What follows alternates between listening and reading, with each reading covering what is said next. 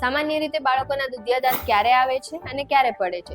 બાળકોના મોઢામાં ટોટલ 20 દુધિયા દાંત હોય છે, જે 6 થી 10 મહિનાની અંદર આવવાના ચાલુ થઈ જાય છે અને લગભગ 3 વર્ષની અંદર સુધીમાં બધા આવી જાય છે. બાળકોમાં દુધિયા દાંત આટલા જરૂરી શા માટે છે? તો તેના મુખ્ય 3 કારણ છે. પહેલું તો તે ચાવવા માટે જરૂરી છે, જેનાથી સરખું પોષણ મળી રહે.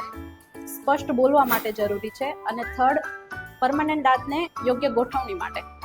દરેક બાળક માટે જરૂરી છે. બાળકને બોટલ સાથે સૂવા ન દો.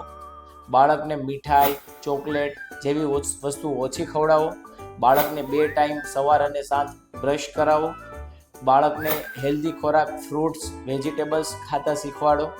અને દર 6 મહિને એકવાર બાળકનું ચેકઅપ કરાવો. બાળકોમાં સામાન્ય રીતે થતી દાંતની સમસ્યાઓ: બાળકોનો દાંત સડી જવો, દાંતમાં દરાર પડવી અથવા દાંત તૂટી જવો, મોઢામાંથી દુર્ગંધ આવવી, દાંત વેલા પડી જવો. બાળકના દુધિયા દાંત તેનું ભવિષ્ય ઘડે છે. સમયસર ચેકઅપ અને ઘરેલું ધ્યાન રાખવાથી કાયમી દાંતને તંદુરસ્ત રાખે છે.